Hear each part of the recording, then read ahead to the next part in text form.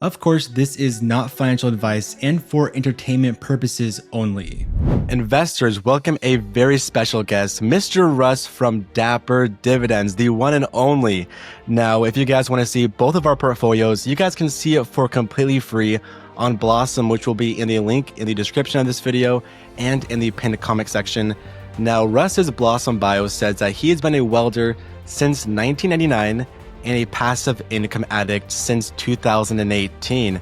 He has about a $500,000 portfolio with a net worth pushing about $1 million, which is all verified by Blossom. Russ's portfolio is in the green, where he has dividend growth and even a yield of about 3.44%, thanks to Ares Capital, SCHD, Realty Income, Main Street Capital, Vici Properties contributing to that yield the most. And Russ is a very true long-term investor, and his portfolio says it all. So I'm going to throw it back to Russ on how he feels about being on the channel and just about being here, I guess, lately.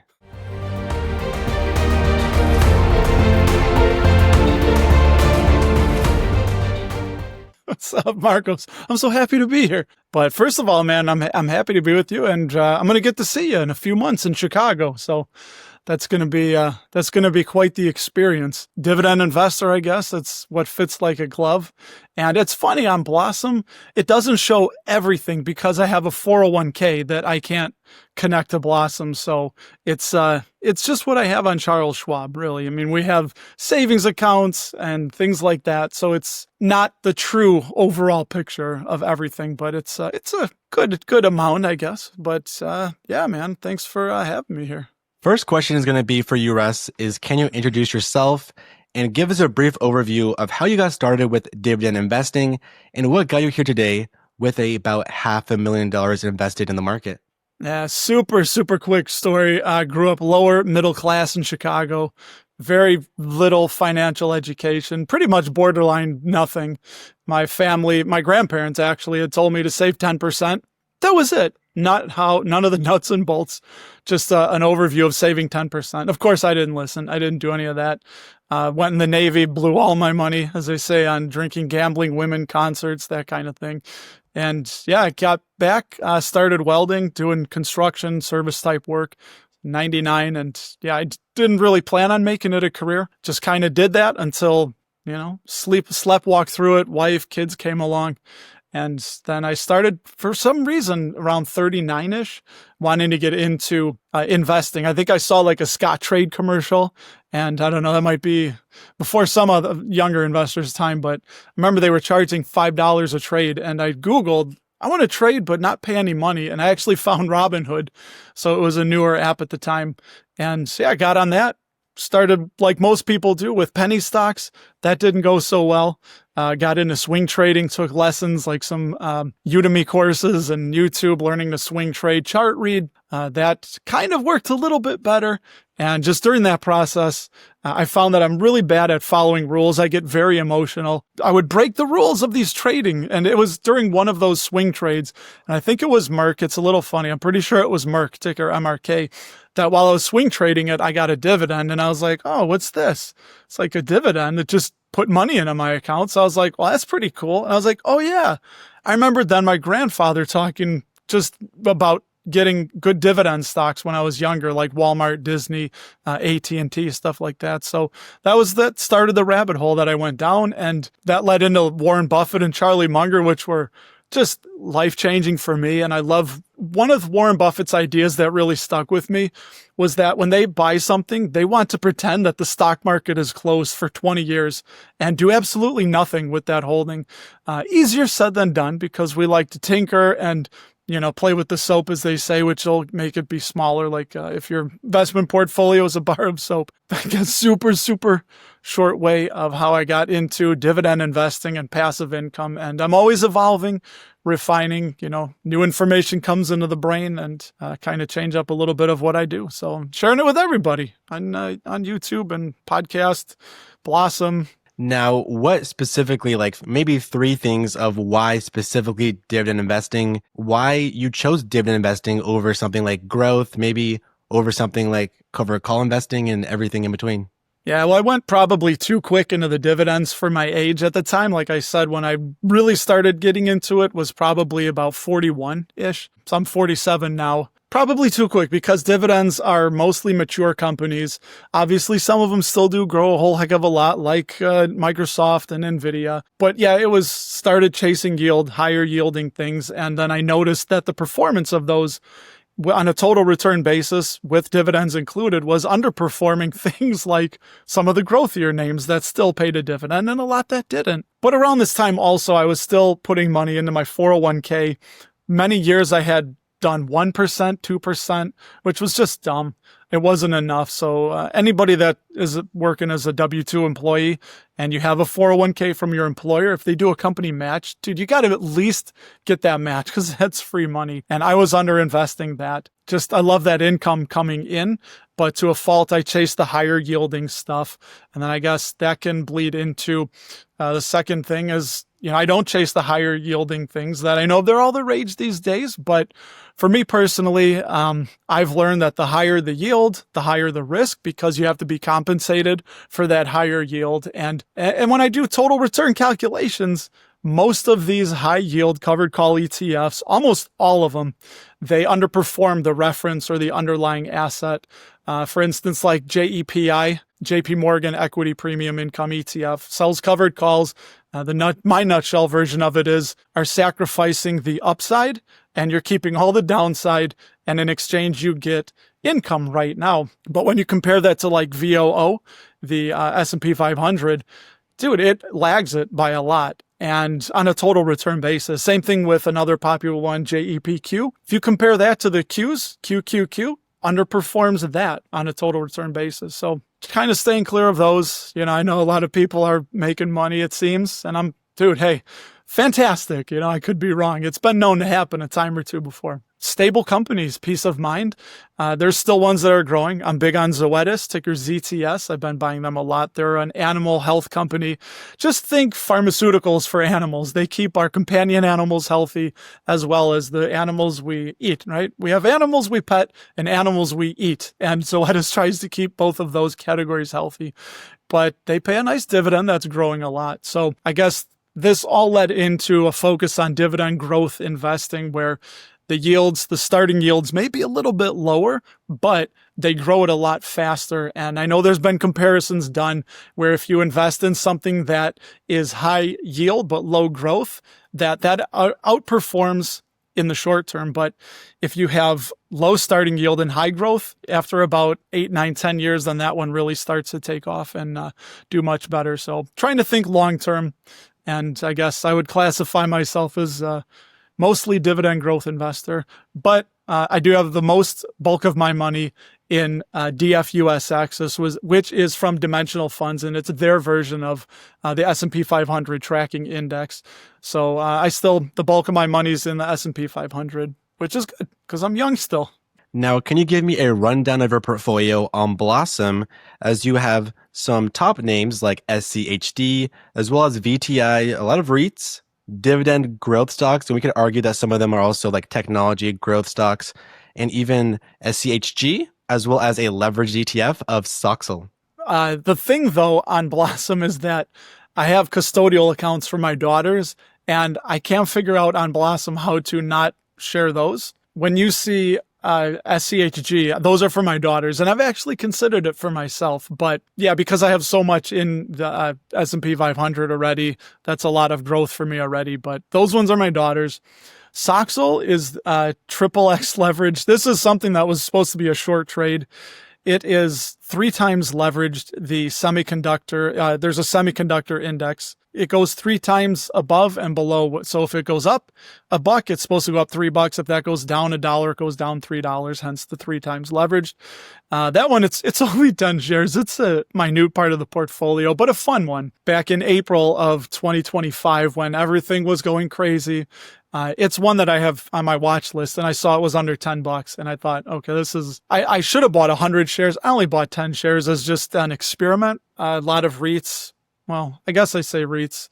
Those are in the retirement account. So I try to keep those in the retirement account because REITs have to pay 90% of their taxable income to investors to maintain that REIT status, real estate investment trusts.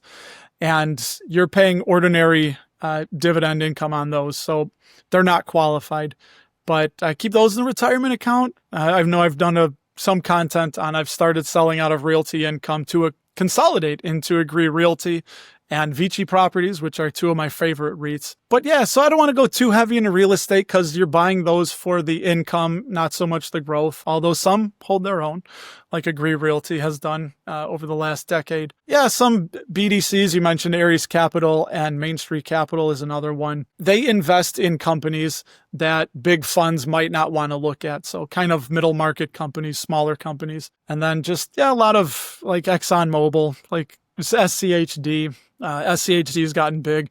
I've really started going heavy into SCHY, which is the Schwab International. It's SCHD, which is U.S. equities mostly, and then that's the international version of it because honestly, I think international stocks are going to be more appealing to people in the coming years. So just a little more exposure there. I know a lot of investors, they like to think that you have, and you do, international exposure to companies like J&J. They global companies, Procter & Gamble. They're all global companies, PepsiCo.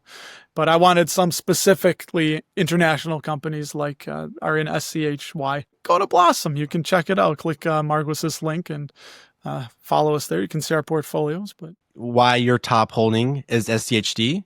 Because you could have had something like maybe DGRO or FDVV, maybe like outperformed SCHD, but we're seeing like a trend of people sell out of SCHD and not believe it anymore, but you still are holding strong in SCHD. So I want to hear everything about why it's your top holding, what you love about SCHD, and your plans with it in the next maybe like 3 to 5 or 10 plus years. So SCHD, dude, I just love the dividend growth aspect to it.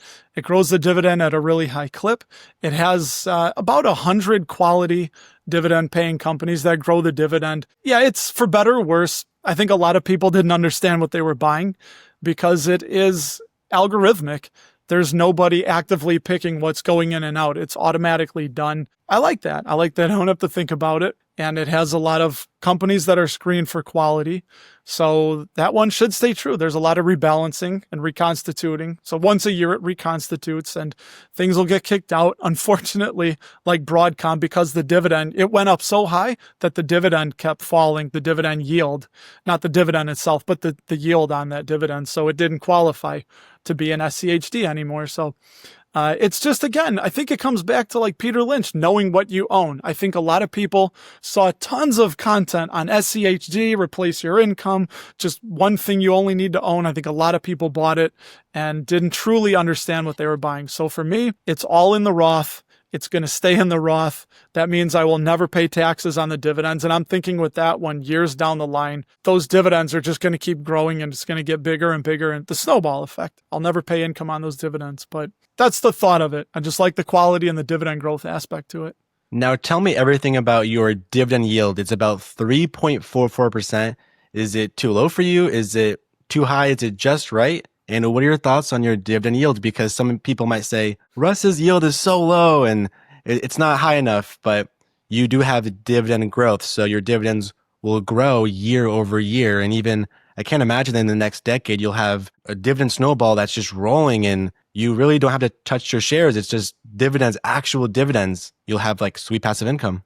Yeah, so I'm not too worried about it. I'm trying to think in terms of quality companies first that pay a growing dividend. That's been a fundamental shift. It's okay to be attracted to the yield, but you always need to look at the company that's paying the dividend. And I think a lot of people don't do that. They don't try to understand. And I'm trying to, again, copy Buffett and Munger, where I can look at a company and have a reasonable guess or a reasonable approximation 10 years down the line, maybe more, comfortably thinking where this company is going to be. I think too much emphasis is put on people talking about yield, chasing yield, because that can fluctuate. And again, I know the covered call ETF crowd, people love them, but I don't think they've been battle tested through a big recession. I don't even remember, I barely remember the last recession, man. I was in my 20s. A lot of younger investors, they've never experienced a prolonged recession where the market has gone down 40 or 50%. And if it stays down there, I think it could be catastrophic to a lot of these covered call funds. But again, could be wrong. We don't know. But as far as my yield being too low, could be. Again, not worried about it. Warren Buffett, in one of his annual letters, had a fantastic example where he took two hypothetical companies over a 10-year period, one that paid a dividend and one that didn't pay a dividend. And the one that didn't pay a dividend, if you wanted the income to match the one that did, he just sold off shares. But that company plowed all their earnings back into the business. So the business grew a lot faster than the one paying the dividend, right? Because when they pay that money out, it's not going back into the business. So that's money that could have been used to grow the business more. If you had the company that didn't pay a dividend and took the equivalent money of the one that did out each year, at the end of the 10-year example, the company that did not pay the dividend, but you still sold off shares, was worth more money because it was growing much faster. So again, it was a static example that he used, and there's a lot of variables that go into it. But that was a huge one on me that, oh yeah, I guess it's more than just the dividend. So funny story, I missed out on NVIDIA because of that. When NVIDIA started blowing up like 21, 22, it came on my radar and I looked at it and thought, okay, first of all, I don't fully understand the business. Like chips, yeah, I understand like Doritos chips and Frito-Lay's chips, but semiconductor chips, dude, I couldn't really tell you what makes an NVIDIA chip superior to a Qualcomm chip or an AMD or an Intel. And I tried looking into it, but it was just, above my head. So unfortunately, I guess I stayed out, and NVIDIA's dividend yield was just stupid, like 0.06% or something. It's ridiculous. It's like, why do they even pay a dividend at that point? But yeah, so I stayed away from them, and that's that. So, and again, I'm not too worried. 3.44, is it cool? Sure, that's probably good. Some think it's too low, some think it's just right. But again, I'm 47. It's going to be a minute before I start living off of dividends. There's always the option too, if you're listening, you can have that growth. And then when you're at that point and that growth has grown quite a bit, then you can sell it. You can sell shares and put it into something that pays a higher income, right? When you go from wealth creation mode to wealth preservation mode. So right now I'm in wealth creation. So I think a lot of those covered call ETFs are fantastic for wealth preservation mode.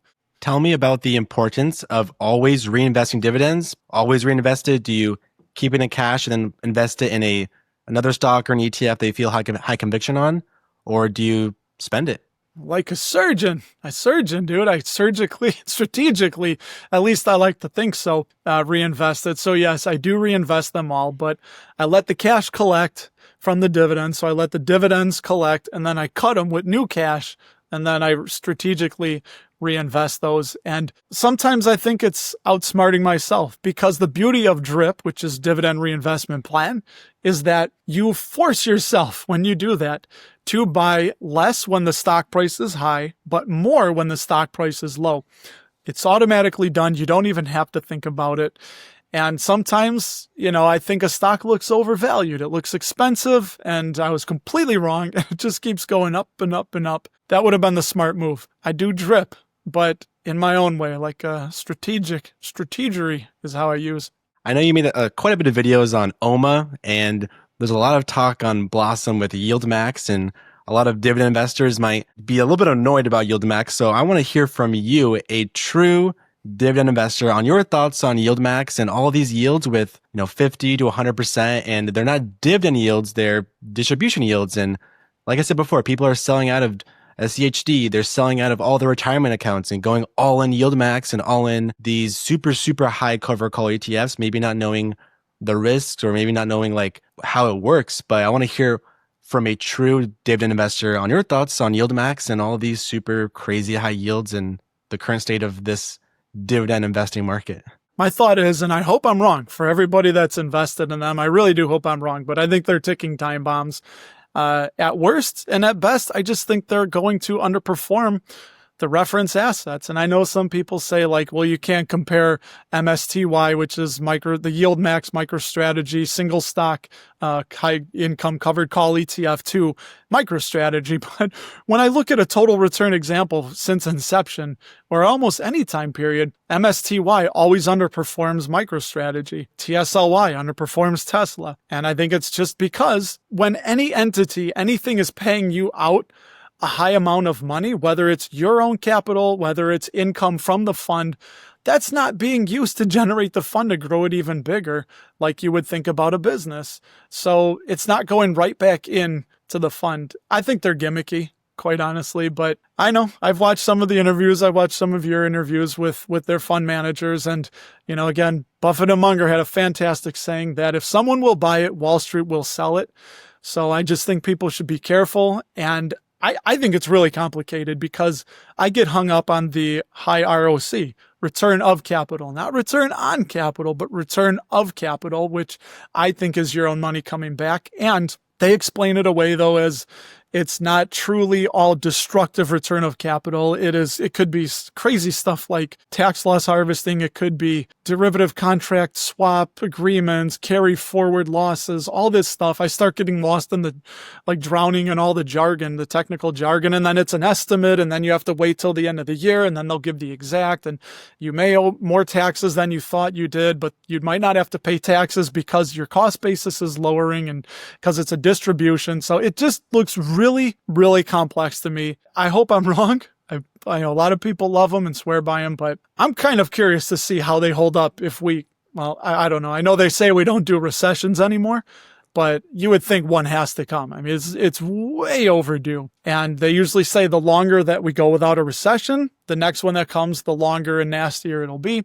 But for those, dude, I'm just staying clear of them. Management, regardless of what the fund does, they're going to get almost a 1% expense ratio, their 1% management fee on that. So, YieldMax, Roundhill, they're all making their money, regardless of what happens with the fund, even if the fund goes away.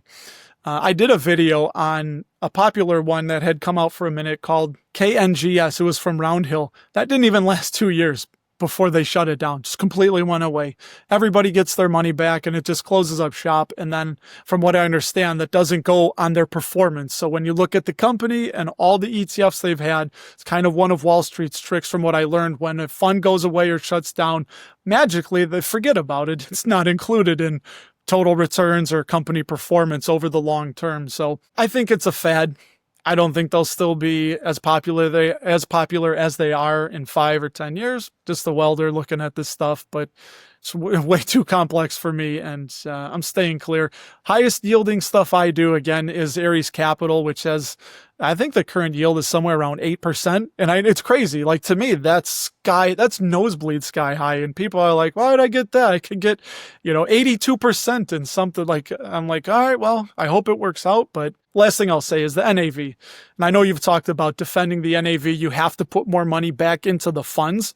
But dude, if your whole point is to get income and receive that income, if the thing you have to strategically do is immediately reinvest that income to defend the NAV to keep it higher or whatever, I think it's defeating the purpose for me. So again, I could be way off base, but I don't trust it. And I know people have gotten on me. I'd rather be stupid and not invest in something that I don't fully understand than make a lot of money with something that I have no idea how it works, I guess. Now, tell me, what age do you want to retire at? How much money do you want to have in your portfolio during retirement, or at least when you retire? And how much dividends do you need to retire comfortably? So retirement is a nebulous concept because I think retirement to me is doing what you want to do, when you want to do it, with who you want to do it, whenever you want to do it. I think the human brain, the human mind always needs to be doing something productive. And I think it'll just shift because right now, I make decent money for what I do.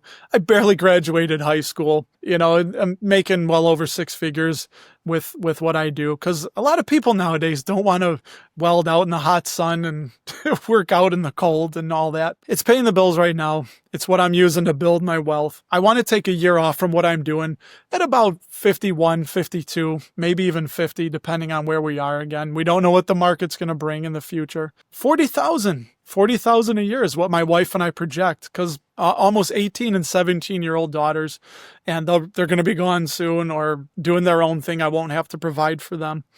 But they're always going to provide, you're always going to give advice and things like that. But my wife and I, we're going to have our mortgage paid off. So we assume per year that we can comfortably live on, that's bills, that's entertainment, expenses, on $40,000 a year. I know some people might think that's too low, but we're kind of frugal. We like traveling. We like doing a lot of things that don't cost a whole lot. So I'm always going to be doing something though, whether it's creating content or, I joke with my friends, like I'm just going to get a part-time job at Costco. I don't know. That sounds good to me. I love Costco, but things are evolving, things are changing, and I may miss what I'm doing. Again, I've been doing it since I was 21. I'm 47 now. So it's kind of in my blood. I like the people I work with, and it's kind of cool that when you go somewhere and something is broken and you fix it or you replace it with something new, and then you can immediately see the dock workers and whoever like loving it, and they thank, they say, oh, this is so great. Like, this is so easy to use. It looks so good.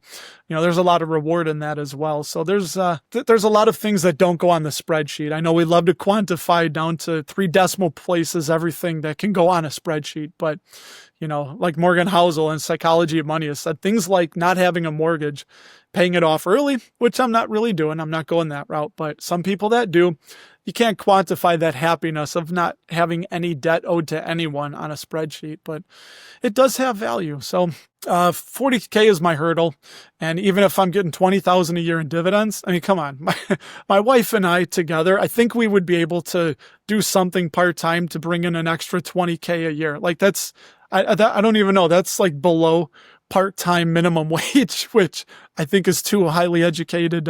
My wife has a college degree.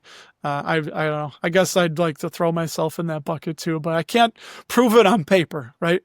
But I think the two of us would easily be able to bring in an extra 10K a year apiece. Like, that's nothing. So we'll see if we get there. Again, I'm taking it, enjoying the journey, not trying to rush things. Now, do you plan on selling shares in retirement in case you want more income? Because a lot of dividend investors are afraid of selling shares, but if you held your stocks or ETFs long enough, then when you sell shares, it's going to be probably as tax efficient or even more tax efficient than receiving a dividend. Yeah, and that's the thought. There's the Trinity study, which came up with the 4% rule, but his name escapes me, the author of it, who did it in the 90s. He's even said, and that's the FIRE thing, is 4%. So you think of what do you need a year? So I maybe that's where I got the 40,000 number. You take what you expect you will need in retirement per year, multiply it by 25. So 40,000, I think, would be about $1 million portfolio that you sell off of. Theoretically, you should never run out of money because if the market returns 8, 9, and I don't know, I've seen numbers from 8 to 10%. So we'll go on the low end, 8% a year. Then you're taking out less than it should grow. Yeah, some years will be way higher. Some years you're way lower. That was the worst case scenario, was that 4%. So a lot of people, I think, leaving a lot of money on the table for life experiences where even 5% could be a lot more reasonable. And I think it's like 82% of the time that portfolio didn't have enough money after 30 years. So 4% is that worst case scenario. No, I'm not worried about it because if I have to, it is what it is. I'm not that worried about selling off shares. We're building a big enough income. And like I said, yeah, our net worth is pushing $1 million. But when I look at it, we have money saved. There's a lot of that chunk of it in our house, home equity. We have 529 plans for our daughters that have grown pretty substantially, savings accounts, things like that. So to be $1 million investment portfolio with just my wife and mine, like things that are ours, 100% ours. And that's, again, around little over 500K because the market's just been on a tear lately, which has been nice. You shouldn't want the market to go up if you're young. You should only want the market to go up if you're going to sell. If you have no intention of selling, you want it to be going down. If you're buying, again, the whole market, yes, individual stocks, you have that individual stock risk. But if you're buying the S&P 500, you should be rooting for it to keep going down, not up, up, up, up, up. You only want it going way up when you're going to sell. So for those people that are retired, yeah, fantastic time. But we're always going to do something for money. The concept of living off dividends and the dividend snowball, because we're seeing so many videos on YouTube with like the dividend snowball and all these calculators of, and 30 years, you'll have 100,000 dividends, then 150,000 and crazy numbers you'll see in dividends. But I'm hearing from you, it's like, 40,000 in dividends and $500,000 in your portfolio. So a lot of money than other people would have. So what are your thoughts on living off of dividends? And are you seeing in your portfolio like dividend growth? And do you believe in the power of the dividend snowball? Well, as Yogi Berra said, predictions are difficult to make, especially about the future. Newsflash, we don't know the future. We don't know what's going to happen. As far as the dividend snowball, I think it's just compounding. I think it's a fancy way of saying compounding. And, as my guy Charlie Munger said, you shouldn't ever unnecessarily interrupt the compounding process, if you don't have to. Obviously, things happen in life, emergencies, unexpected and unforeseen things. Yeah, as far as calculators and all that, everybody's situation is different. It's all just guesstimates. We don't know what the market's going to do. Again, if the market drops 50% and people have a lot of cash and you can buy the hell out of things, then when it recovers, if it goes back up to where we are, past where we are today, you're going to be even further ahead in your compounding process or dividend snowball, whatever you want to call it. But yeah, I don't know. I don't really pay that much attention to it. And I guess I should. I know, some people track this stuff down to the penny. Yeah, and I think it just always goes back to that, knowing that I'm always going to be doing something. And with the whole YouTube thing, and like I'm a newsletter, I've learned, it's not a lot, but I've learned to generate income talking and typing. I think community is something that AI is not going to be able to replace. We're always going to crave that human interaction. And that's something I think is pretty cool, and it's not going to go away. So I'm always going to be doing something for money. So I don't know. I guess that's way that you can't calculate on a spreadsheet will factor into my dividend snowball, because honestly, sitting around doing nothing all day, if people say, I just want to go to the beach all day, it's cool, but if you had to do that for 25 years straight every day, I think it would be hell. It would be hell on earth going to the beach every single day. I just want to be doing something for purpose, and I think that's what dividends allow us to do, and investing allows us to do, and becoming financially independent is that you get to a point where you can just shift into doing what you want to do that gives you purpose and meaning.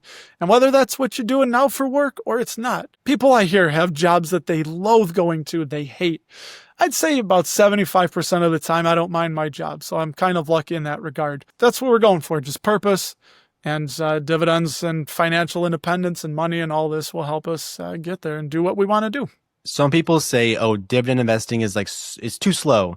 I can't grow my wealth as fast. But in 7 years, even at 39 when you started, you now have $500,000 in your portfolio, which I'd say is above average growth. But I want to know how you got there. Was it being frugal? Was it having maybe a better budget? Was it making wise decisions and not, having all this like luxury and spending all your paycheck? I just want to hear all about how you got to $500,000 in 7 years. Just underspending the income is where it all started. We used to spend a lot. We weren't conscious about how we were spending. I think that's one of the biggest things that I see from people to this day still, is they spend money. They have no idea where it's going. They live paycheck to paycheck, and then they're kind of surprised at the end of the week. They have no money left and they need the next paycheck. So for us, it was just being super laser focused, intentional on where our money was going, investing more. Some of our recent calculation, we took a few trips. So, I've used I've pulled from our overflow. We have a taxable Schwab account, and we call that our overflow. After we max out the 401k, the Roths, save money for travel, save money for an emergency fund, then we actually have more money left over. Money goes into our kids' 529s. So when we have, an extra $200-300 a week, it goes into the overflow taxable account. So I've pulled money from that to pay for, we took a trip to the UK. It was a little expensive, a little pricey, about 15 grand on that one. But we pulled a lot from our, because again, it's life experience. I'm not going to get this time back. I don't know how much time I have in the future. And it's fun to think about all this extra money. But again, if anybody's read the book Die With Zero, really shifted my mindset into that. Any dollars you die with, that's life experiences you could have had with friends, with family, just doing things that you love. And again, it's not that you should blow it all. But anyway, so our savings rate, we bumped it up to the mid 30s. Sometimes it's been high as 38%, which is crazy because we have a single income. I have two teenage daughters, my wife. Yeah, we're really frugal. My wife is a fantastic teammate. She's not big into investing, but she understands it. lets me handle it. And she does all the shopping, cooking meals, cleaning, chauffeuring, psychologist, nurse. She wears a lot of hats. But if she was just spending money willy-nilly, it would be much harder and it wouldn't work. So again, she doesn't show up on the spreadsheet, but she's a huge part of our net worth and where it's gone. So anybody watching, you got to make sure your partner is going to be on the same page as you financially. So yeah, it was just saving a lot, underspending our income, being frugal, sometimes to a fault. I'm naturally frugal. There's a thing called the marshmallow test. I know a lot of you may have heard it. In the 1970s, they took some kids, 7, 8 years old, and they sat them down in front of a table and they put a marshmallow in front of them. And they said, you can eat this marshmallow now, or you can wait 15 minutes with the marshmallow in front of you. And if it's still there, you'll get 2. And the bulk of kids couldn't do it. I think only 30% of kids were able to. And it's funny, anyone can go on YouTube and watch this. The kids are like antsy and they're looking at it and like trying to hold their hands, sitting on their hands, like doing whatever they could to not eat the marshmallow. And some kids caved and gave in. But they studied the kids. They kept up with them over the next 20, 30 years. And the kids that did not eat the marshmallow, that were able to delay gratification, they were the ones that did better in life. They had better paying jobs. They had just everything was better. The ones that didn't had less money. Some of them had drug problems, just financial disasters. That's a big part of it, is being able to delay gratification. And it's a tightrope. You got to delay gratification, but also be able to enjoy today while you're here, because we don't know. I could get hit by that proverbial bus 10 minutes from now. That'd be pretty crazy because I'm in my house. If it could happen, an asteroid could hit the house. There you go. So you just don't know. So save for tomorrow, but also enjoy today is what the philosophy kind of is. Now, tell me about the risk of your portfolio from 1 to 5. Let's go with the 1 being the lowest amount of risk to 5 being the highest amount of risk in your portfolio. On your thoughts. Yeah, there's always risk, no matter what you're invested in. Even if you're all in treasuries, then you're invested in inflation risk. So there's always a risk to everything. I'd probably say it too. It's on the lower end. I mean, I have some really smaller non-dividend paying company, Harrow Incorporated, ticker HROW, ophthalmics. They do like dry eye disease. They treat things like that. They have drops that numb the eye for when people have cataract surgeries. So like my thought on that, we have the silver tsunami coming. There's going to be a lot more people having eye issues, but I'd say lower end of risk. Anytime you buy a stock, even if you're buying the S&P 500, it has higher risk than just having cash, I guess. So there's always risk. There's just different ends of a spectrum. And for me, because I don't have any super high yielding things, a couple, like Ares Capital is one, but again, it's not a huge part of the portfolio. So I'd give it a 2. I'd say it's pretty low. And the one thing we do know, if you look at the stock market over its lifetime, its lifespan, it's always gone up and to the right because businesses are always innovating. They're becoming more profitable. So naturally, it's going to keep going up and to the right. Yeah, there's parts where there's big recessions and, the 1929 market crash, 1987. There's different areas and times where we've had financial panics, but always recovers. I think it always will. And if the S&P 500, if the U.S. stock market goes away, then I think, man, we got much bigger problems to worry about than our portfolios. As a dividend investor, how will you react in a stock market crash, stock market correction, in a stock market pullback? I would be so happy because I get to buy things that have a higher yield, quality companies on sale.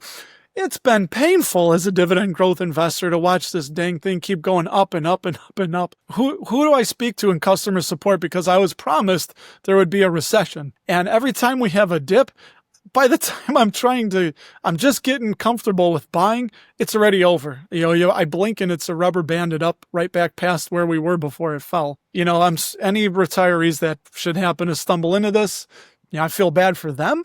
But for all of us that are in wealth creation mode, you should be so freaking happy if the market just drops 40%.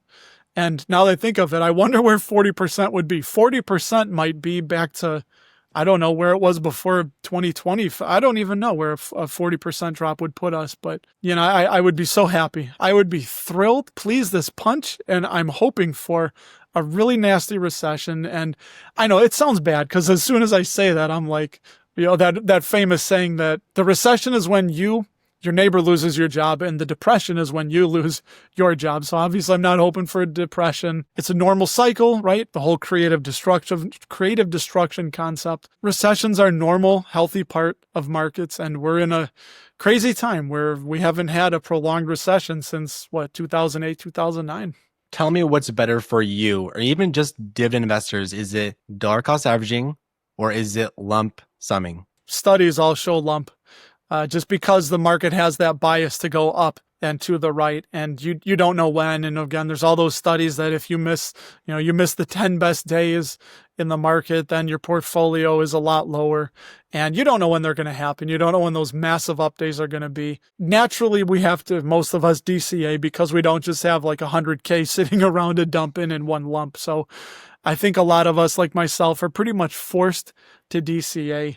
Although at times when I feel the market's expensive, I let the cash pile up, not always the best idea because then I'm like, dang it, I should have just put it in before. I forced myself to do that with VTI when VTI was, I think I bought a share at like 307 and I thought, this is all-time highs. This is up there, but I'm going to force myself to buy a share, even though I could have bought 4 or 5 shares of it.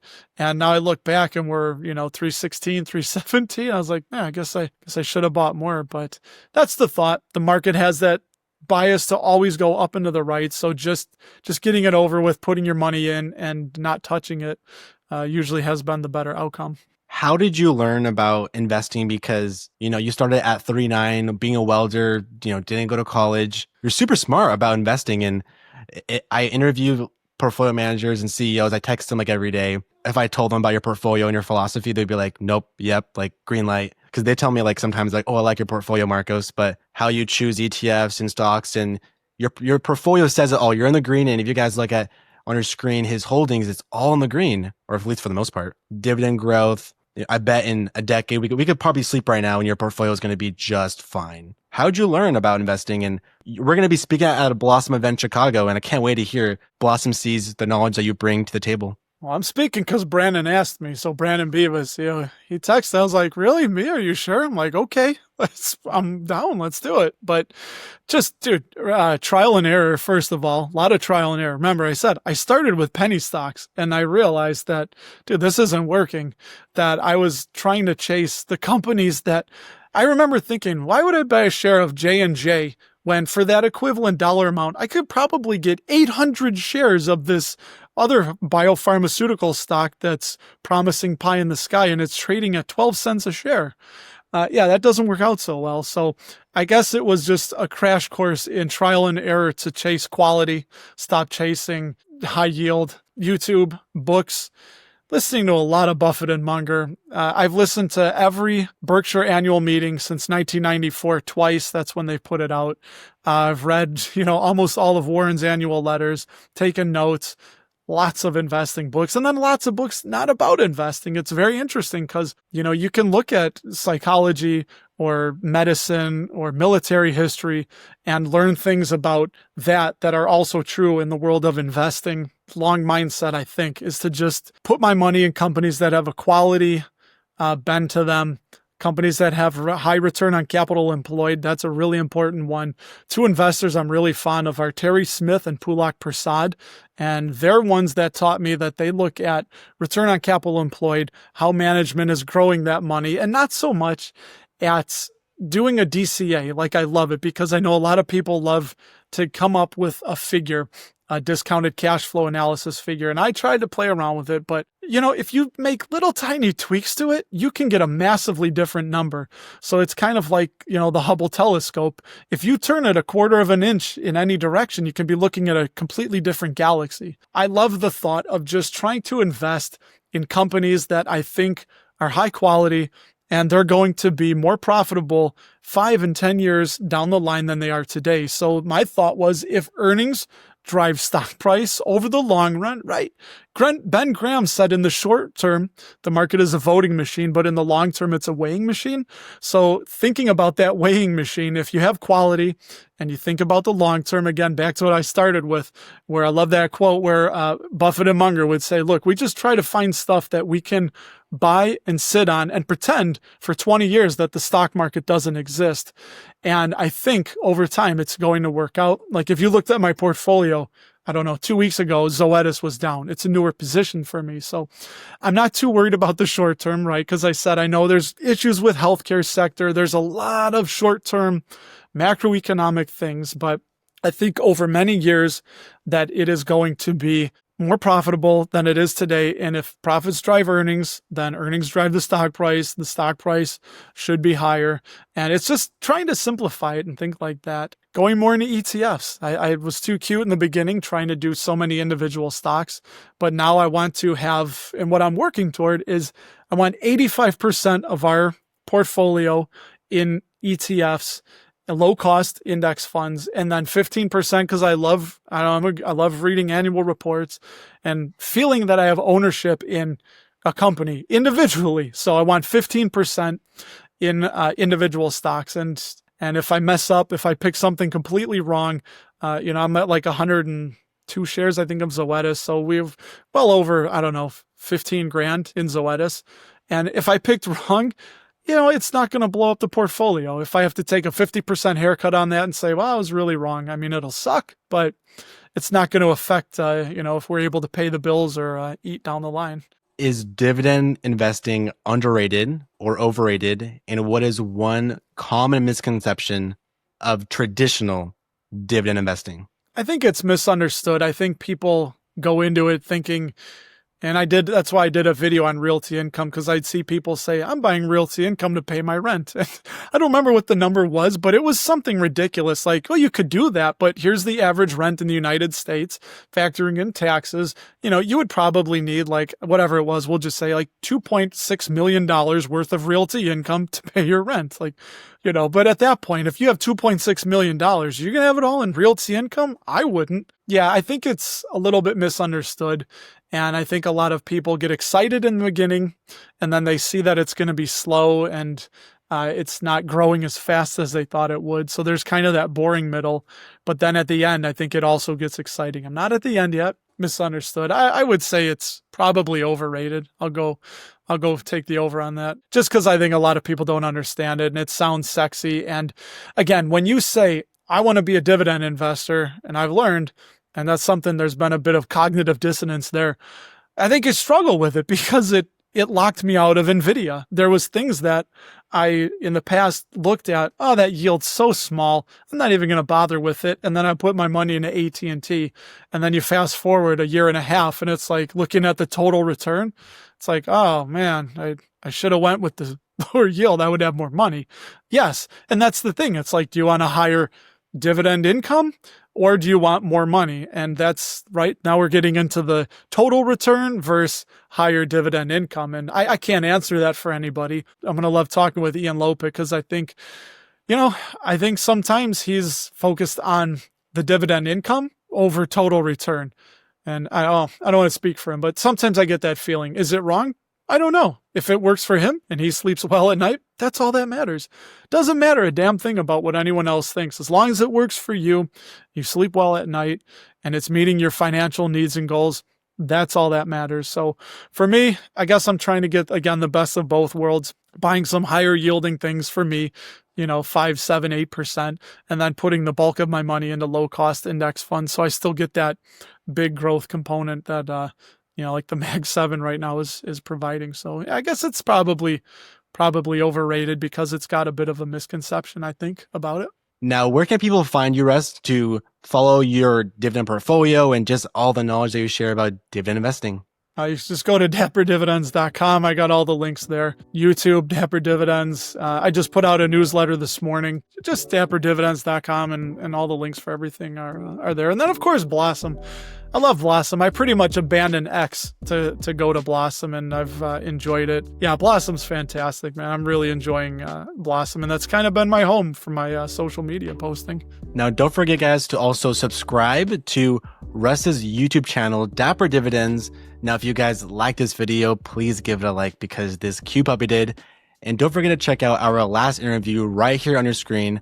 I love you guys so much. Crushing the stock market. Take it easy. See ya. Peace.